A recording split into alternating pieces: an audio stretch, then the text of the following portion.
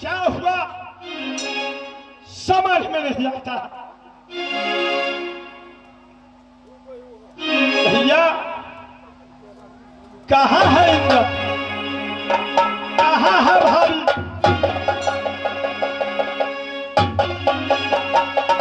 भाभी जी, देवर जी, क्या बातें हुई समझ में नहीं आता। देवर जी क्या कहूँ, किनसे कहूँ, मौतरी मंसूर है। बेटा इंदल को तरीका देखकर मेरी गले का तो छुप छुप कर दिल ले लिया। ऐसा दिलावर कौन है पता नहीं चलता। भाभी तुम्हारी महल के अंदर क्या है? देवर जी पर लई विपत्तिया यही देवराये।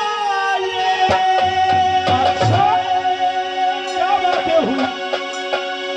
भाभिया जलसाना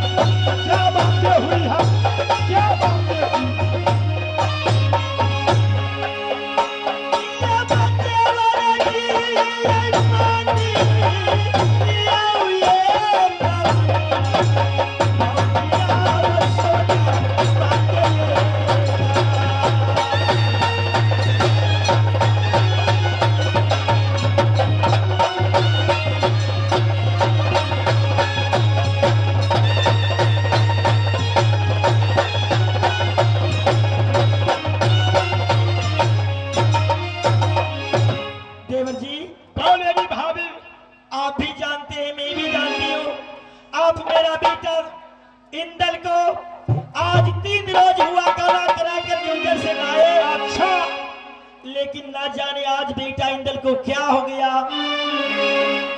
उसके रुमाल में एक लड़की का तस्वीर है। अच्छा, नाम है उसका चित्ररेखा। उसका सूरत देख के, चित्ररेखा को चित्र देख करके ये पागल ये बन गया बेटा सोना गया। ये पागल हो ये कलौटा नगीना सोना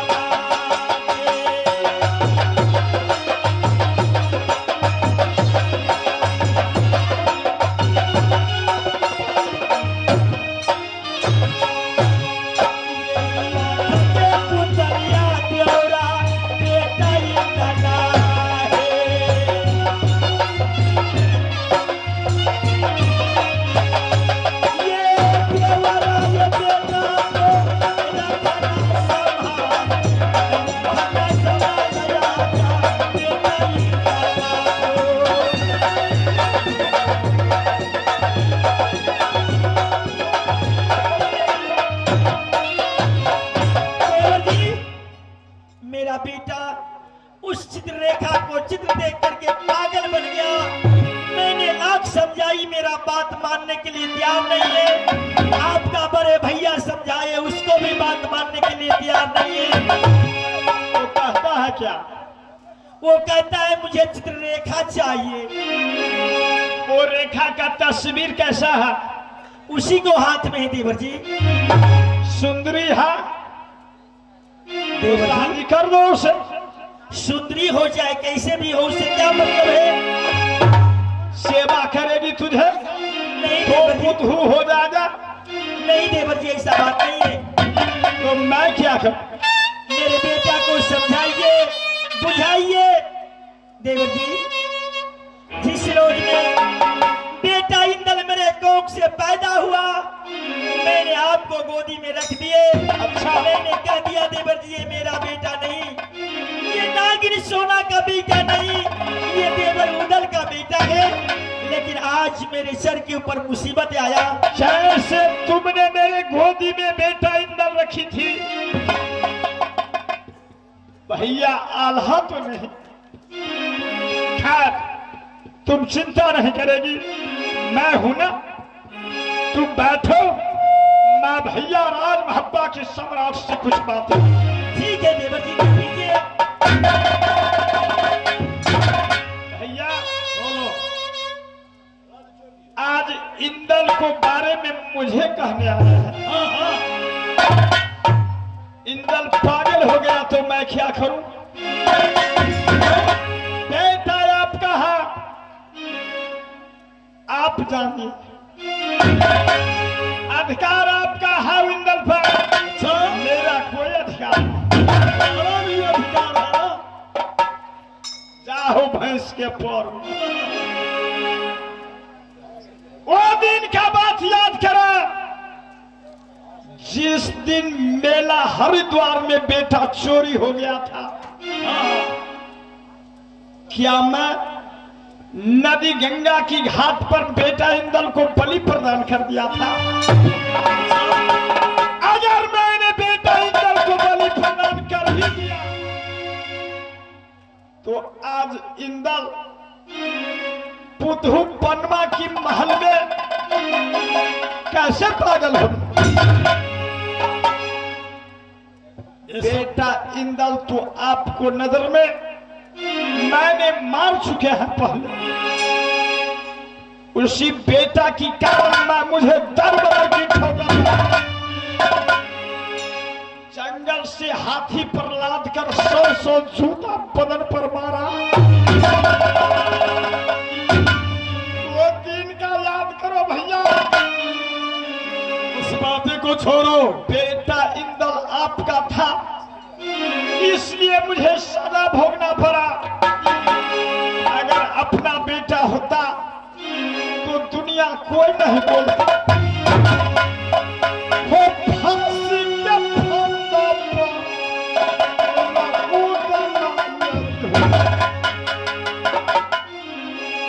उसी इंदल को कारण आपने मुझे फांसी को फंदा पर डाला। वो फांसी पर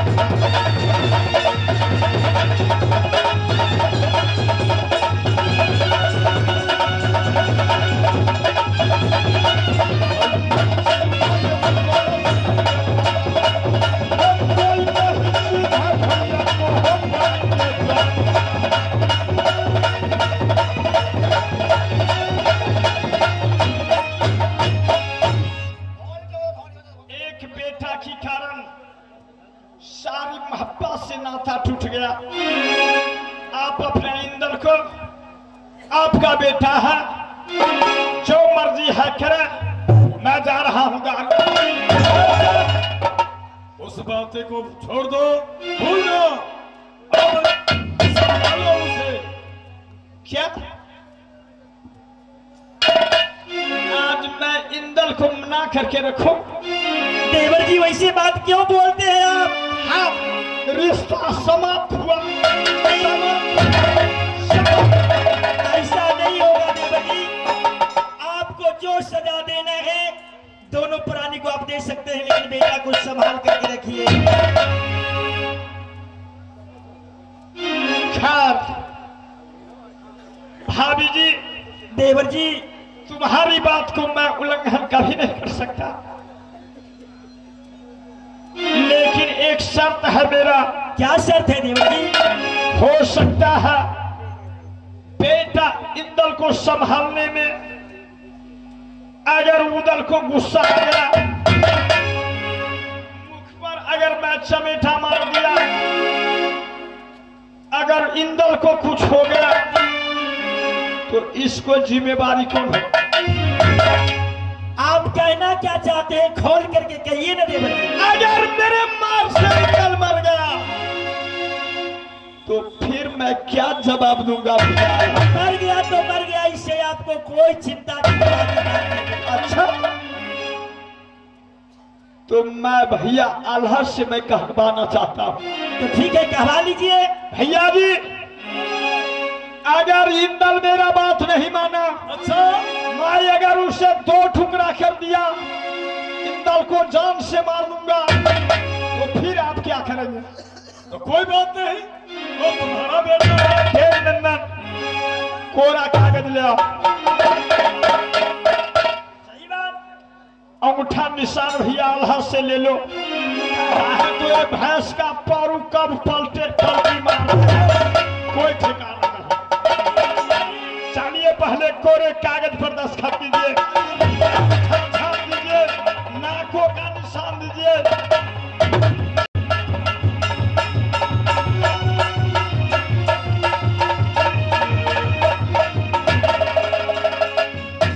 भैया आप बेफिक्र अच्छा, सोना सुवर्ण की गादी पर जाकर के बैठिए। भाभी जी, अब तुम महल में जाओ। हाँ देवर जी, मैं भी तुम जा रहा बैठ जाओ, मैं इंदल से कुछ बातें करता हूँ। हूं। देवर जी, लेकिन मेरे बेटा को संभाल लीजिए, संभाल लीजिए ना देवर जी। जाओ, जैसे हो वैसे मना करके रखो। ठीक है देवर जी।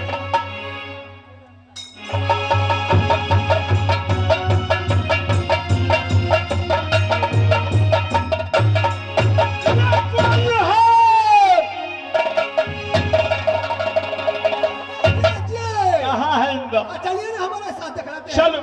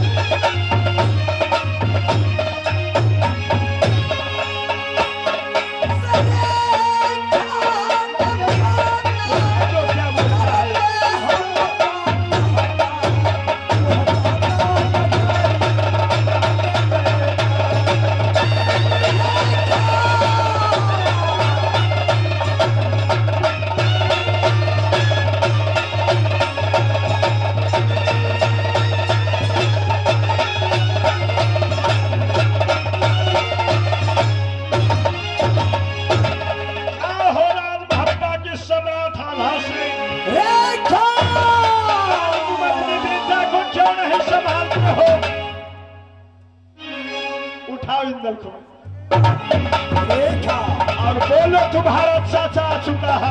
रेखा आवाज रेखा को याद भूल जाएगा। रेखा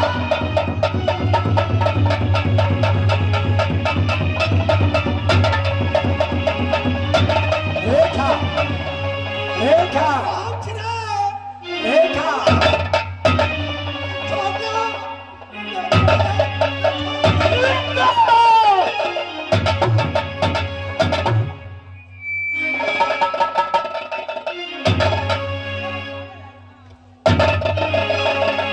कहाँ हो तुम?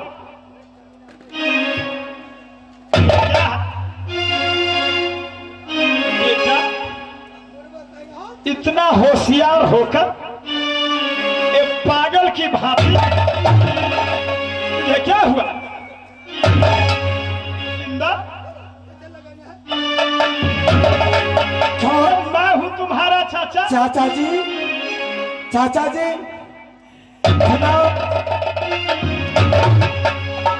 पागल राज महब्बा की राजकुमार दुनिया वालों देखेगा इंदल पागल की भांति क्या कहेगा रे बुर्बक? सुनो, चाचा जी ये भेष तुमने क्यों पकड़ा? ये पागल जैसा क्यों करते हो तुम? ये कब्बा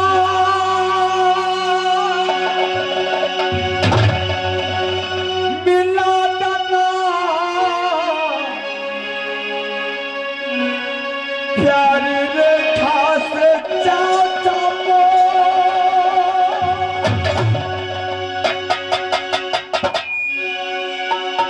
हो रेखा सुरंदिया ये चाचा बोलने दो इसे।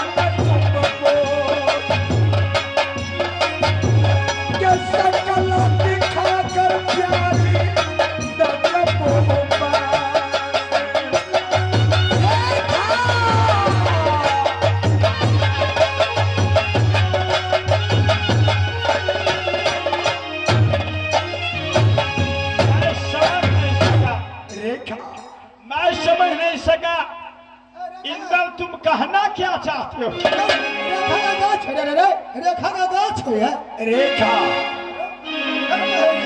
इंदल रेखा हाँ इंदल सुनो, जो मैं पूछता हूँ वो जवाब देना बेटा। बेटा मैं तुम्हारा चाचा हूँ।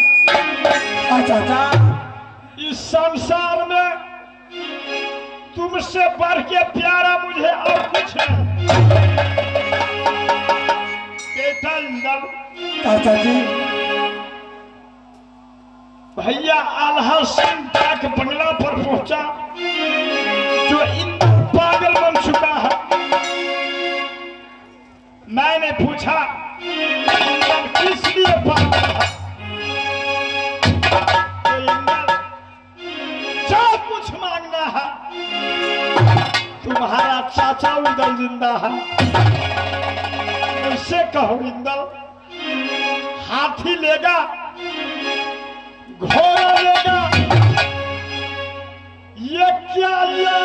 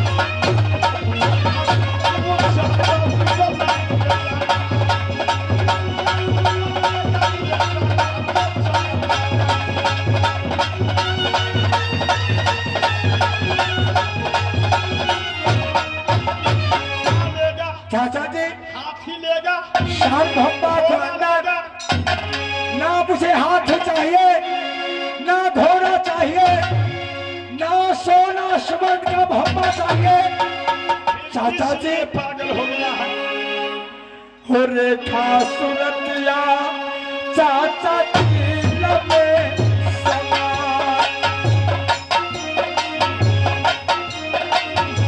हो रेखा सूरतिया चाचा जी लबे समाया।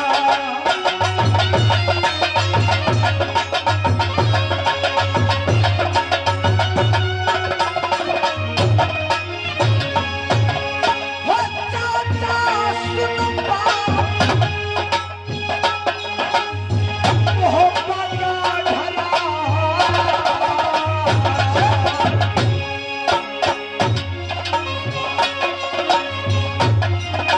हो ये कपाल मिलाना चाहता प्यारी चित्ररेखा।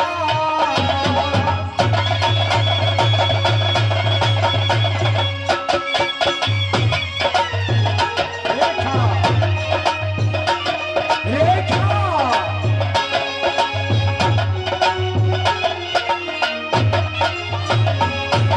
हो चाचा नहीं पराना, चाचा मोहब्बत का ढला।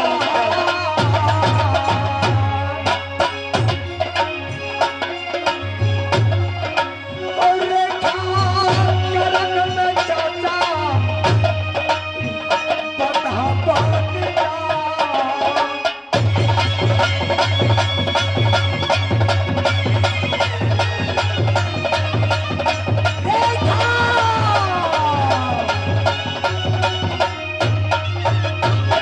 महाराज, ये इतना बड़ा फोटो रखा है, देखना ही नहीं दे रहा है। सीधे रेखा, क्या कहा? ये इतना बड़ा फोटो रखा है, कैसा फोटो है?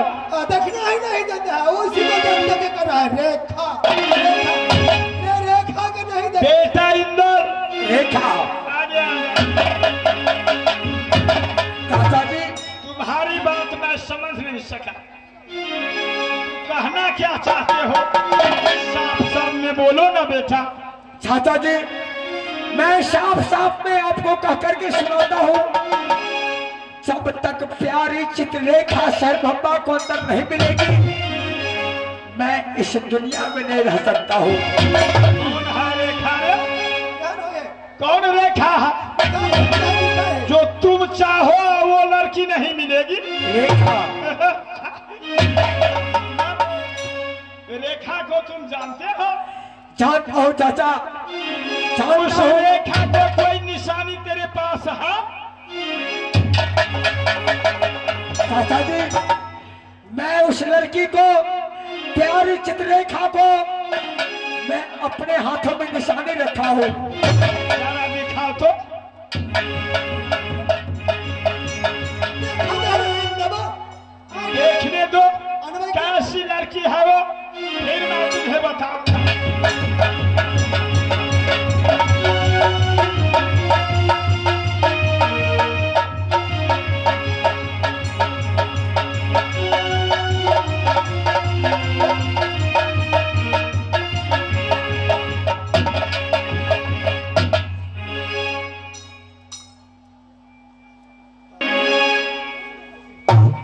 आज तो शहर महब्बा के नाम पर कलंक लगाने चला है।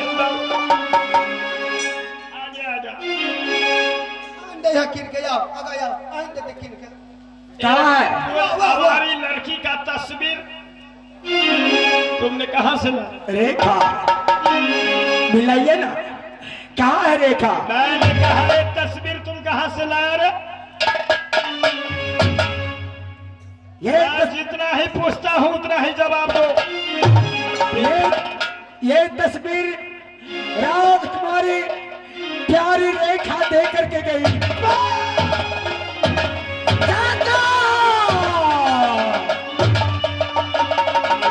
खूब लड़का इंदल,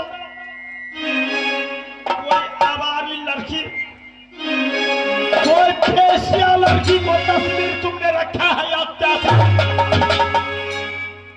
तुम राज महब्बा की राजकुमार होते हुए और कोई रन्नी प्रखंडी की तस्वीर रखकर राज महब्बा में दीवाना हो गया है। चाचा जी आपने गलत बोलते हैं, प्यारी चित्ररेखा को बेश्या बनाते हैं, लेकिन वो बेश्या नहीं, इंदल बल्कि वो भी सुंदरी लड़की है। अरे भी सुंदरी लड़की कोई है तो की भर पर काजला फनमा लगावा। जब अपनी नेत्र में काजल लगाती है फुदहू पन्ना, उससे भी बढ़ के कोई सुंदरी नारी है। चाचा कोई नहीं। आज 4 रोज हुआ है गुंजर से डोली लाए हुए, उससे सुंदरी लड़की संसार में और कौन है? मुझे राजकुमारी पद्मा नहीं चाहिए, राजकुमारी चित्ररेखा चाहिए, क्योंकि जैसे शकल के मेरे प्यारी रेखा है, वो पद्मा सूरतिया पर थुकता होगा गधरा।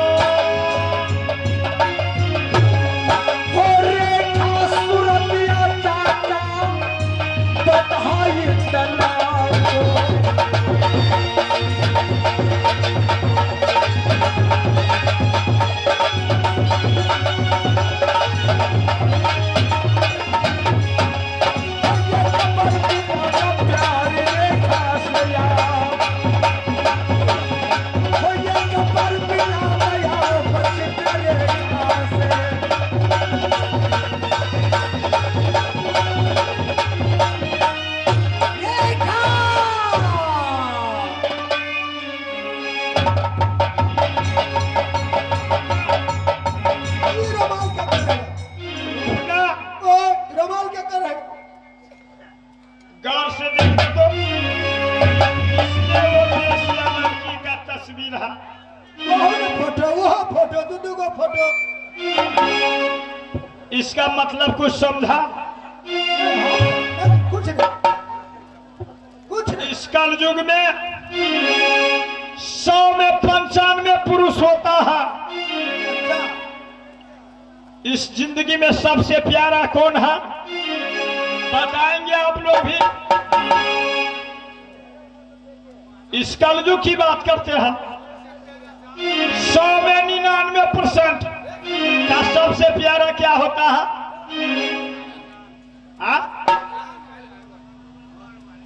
सुनाई नहीं देता है। क्या प्यारा होता है? ये सब प्यारा घर वाली से कहियो कही नहीं बाबू। क्या कहे? जा हो नाच देखा वाला नहीं।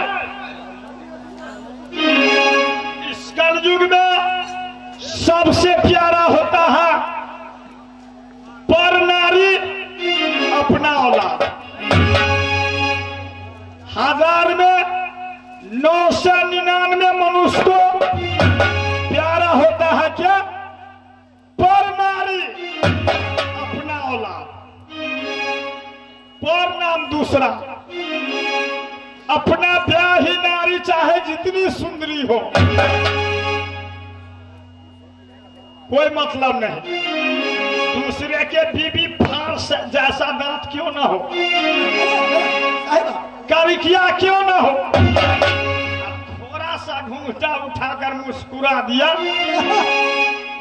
उस समय लड़का सोचता है बियाया हुआ भैंस बेच लूं कि बालिये दिस से 10 घोड़ हरारी बेच दूं। मानते हैं इस बात को कि नहीं? दूसरे को नारी और अपना औलाद। दूसरे का बेटा शांत छिटा हुआ रहेगा, उतना प्यारा नहीं रहेगा। अपना बेटा अगर थाली में भोजन करते समय पेशाब कर देगा, फिर भी उसको चुम्मा मार लीजिएगा। क्या मेरा बात गलत था? तो इस संसार में पर नारी और अपना औलाद। अरे बुरबा, तुम्हारे दुल्हन पनमा से सुंदरी कोई है ही नहीं। मैंने तस्वीर देख लिया, मैं उस तस्वीर पर थूक फेंकता हूँ। बेटा इंदर, आप गलत साबित करते हैं। राजकुमारी चित्रलेखा जहां पर है, राजकुमारी पद्मा कहां से? बारंबार मैं जो कहा वही करो। ज्यादा आगे बढ़ने का कोशिश किया तो आज चाचा भतीजा का रिश्ता यही रहा। चाहे कुछ भी हो, लेकिन मैंने चित्रलेखा से मिल करके रहूंगा।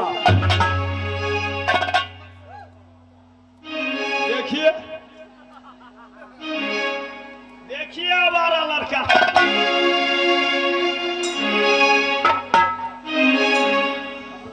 हमारा लड़का को देखिए।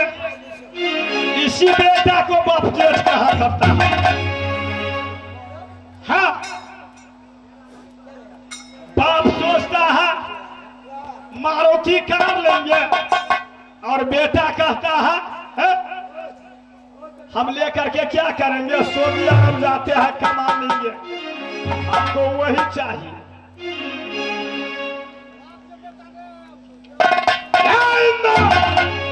चाचा, मैं जो कहता हूं गौर से सुनो इंदर। तुम्हारे कारण मैं दर बदर की ठोकर खाया हूं। तुम्हारे लिए मनचाहा हुआ कन्या पद्मा को लाया। तुम 2 भाई का भैयारी में एकलौता बेटा इंदर। मैंने सोचता है जो राजमहप्पा में तुमने नाम रोशन करेगा। अरे इज्जत तो बचा लो चाचा।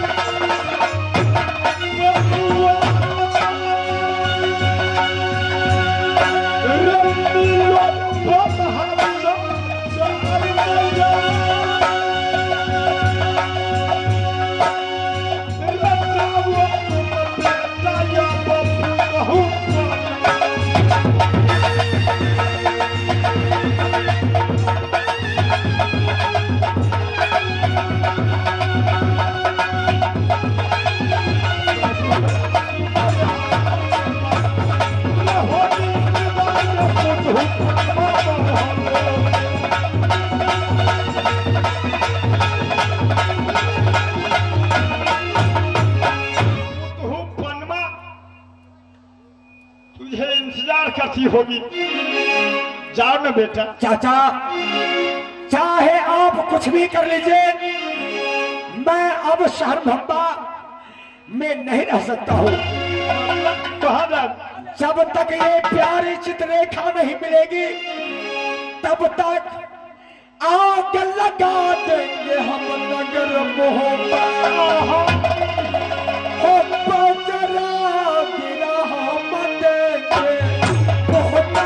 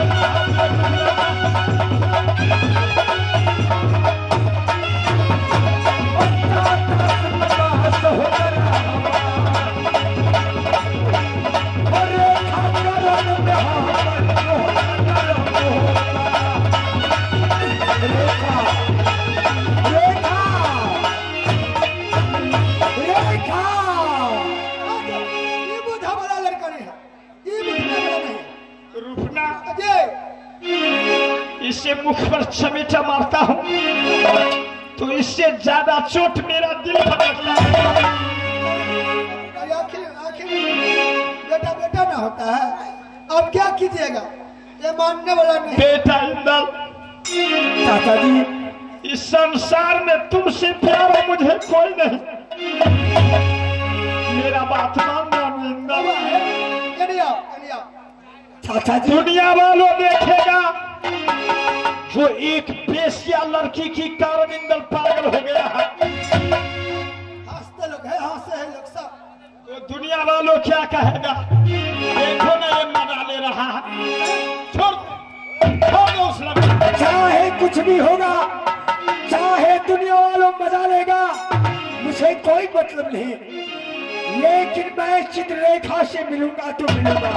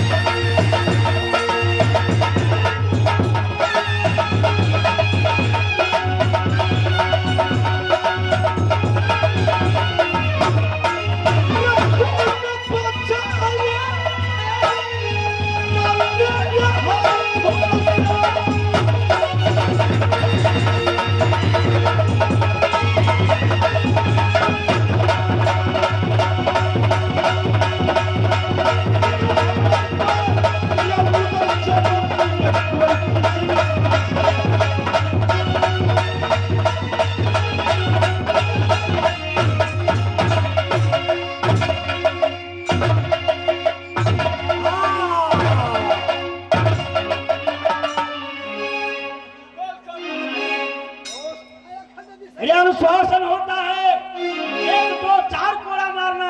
ये बालकों को इतने तुम मारते हो, ये दर्द मुझे जान से मार डालूंगा, जान से मार डालूंगा। शासन कर दो। बोल रेखा को नाम भूलेगा या नहीं भूलेगा? चाचा मैंने आपको निवेदन कर रहा हूँ, मेरे बदन को ऊपर चापे कोरा चलाते हैं, कोई बात नहीं, तो रेखा को नाम भूल जा। लेकिन प्यारी रेखा को नाम कदाचित नहीं भूलूंगा। चाचा! हो चाचा!